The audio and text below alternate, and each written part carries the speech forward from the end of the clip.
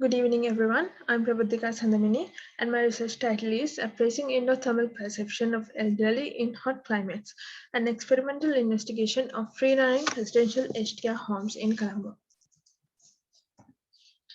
Currently, we are experiencing a rapid demographic transition globally, but this transition is leading in Asian and Pacific regions, and the rate is comparatively high in South Asian countries.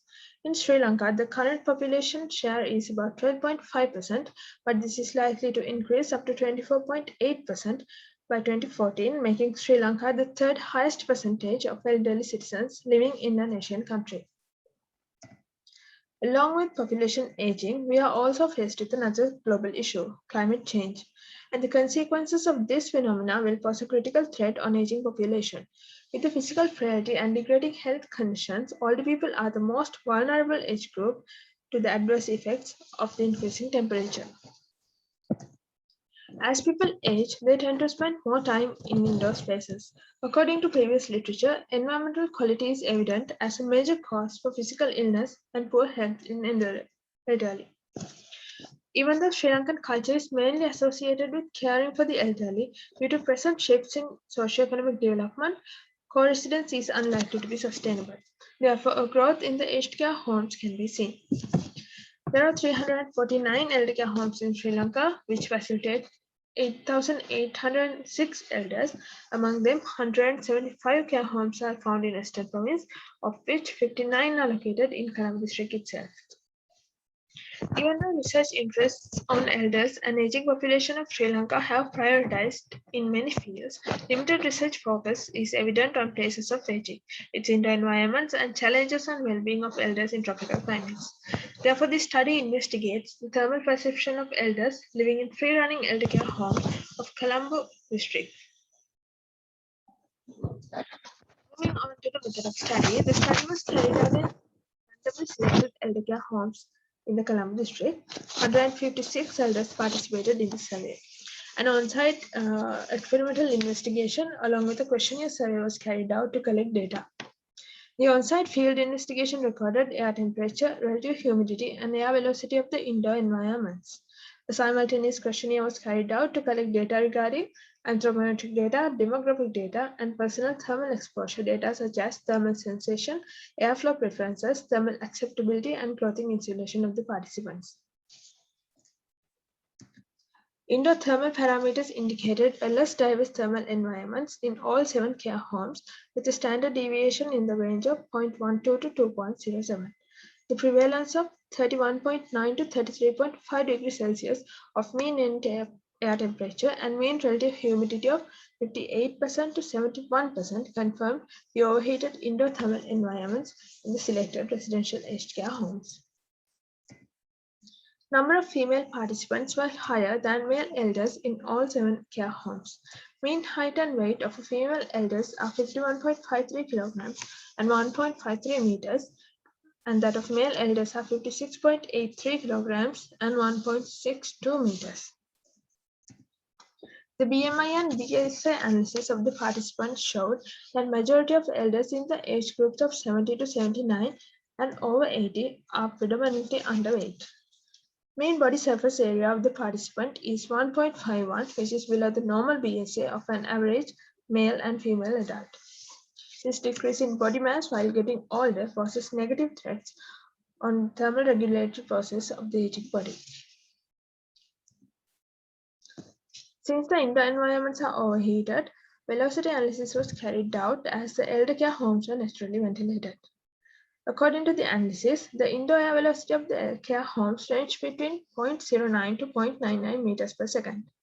Indoor air velocities were frequent in the ranges of 0.1 to 0.19 and 0.2 to 0.29 ranges, while only 14.7% of the air velocities were about 0.5 meters per second. This indicated the inadequate airflow within the elder care facilities. Next, the clothing insulation of the participants was analyzed. Female elders wore long frocks, blouse with a long skirt or a lungi, while male elders wore a sarong with a short-sleeved shirt or a t-shirt. Summer clothing of Australian standard is 0.5 kilo, but the mean ICLO of the participant was 0.4, which means that participants wore light clothing within the facilities. Linear regression of eye flow indicated no significance between eye flow and air velocity, indicating that clothing adjustments as adaptive opportunities gets limited with cultural practices in countries like Sri Lanka. When the passive airflow preferences was analyzed, 58.3 participants preferred no change in air movement, but 38.5% of participants preferred more air movement within indoor environments, while only a negligible number of participants, 3.2%, required less air movement. Elders prefer more air movement for low velocities of 0.01 to 0.19 and high velocity of 0.7 to 0.79, and these findings informed a less influence of air velocity intensities on elders' preferences for passive airflow. But when the relationship between air movement preferences and association of openings was analyzed, it was clear that highest frequencies of more and less air movement preferences were evident among elders staying away from openings, mainly in interior locations.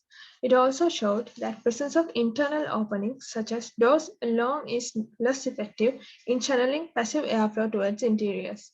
Having both doors and windows were effective in providing cross ventilation indoors. Next, elders preferring more air movement was analyzed to find their thermal acceptability of indoor environments.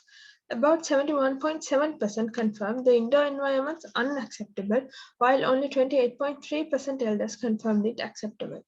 When the elders with unacceptable thermal preference were analyzed, an overall of 70.1% voted the thermal sensation to be between slightly warm and hot. Only 1.7% found the thermal sensation neutral. But for the elders with acceptable thermal preferences, 15% found the thermal sensation neutral.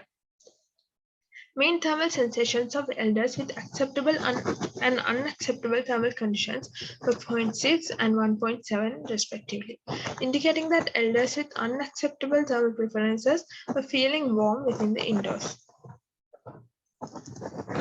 When the preferred indoor places of elders in the unacceptable category was analyzed, most of the elders preferred dormitories, transitional places such as corridors, verandas, and immediate outdoors of the residential aged care homes. The mean air temperature analysis of these places indicated that transitional places such as corridors and verandas are 31.4 degrees Celsius and 31.7 degrees Celsius respectively. However, immediate outdoors signifies the lowest temperature of 31 degrees Celsius. The least preferred areas of elders, their own beds and bedrooms, are evident for high temperatures such as 33.92 degrees Celsius and 31.79 degrees Celsius. It was evident how elders preferred places with passive airflow and low temperatures in order to gain thermal comfort. So in conclusion, results of the investigation carried out in free-running residential aged care homes in hot climate of Colombo explicitly proves that naturally ventilated indoor environments of residential aged care homes are predominantly overheated with inadequate passive airflows in indoors. Thus, the planning of individual places of elder care homes with optimum connections to airflow paths will facilitate similar thermal ambience within the interiors. Variation in thermal sensation and acceptance resulted through improper design strategies will impose serious threats on elders during escalation of their mobility towards open areas. Also, the increase in frequency of mobility of elders as a behavioral adaptation for thermal comfort is unjustifiable since the process of aging is associated with the changes in physiological and physical inabilities. Thus, the study recognizes the necessity of far-reaching design strategies to compass thermally innovative and aged care homes, which will ensure well-being of elders and also to promote user-sensitive environments for the aging populations in tropics. This is the end of my presentation, and authors of this grant would also like to acknowledge the Capital Intensive Grant, SRC, at University of Malta for funding this research. Thank you, everyone.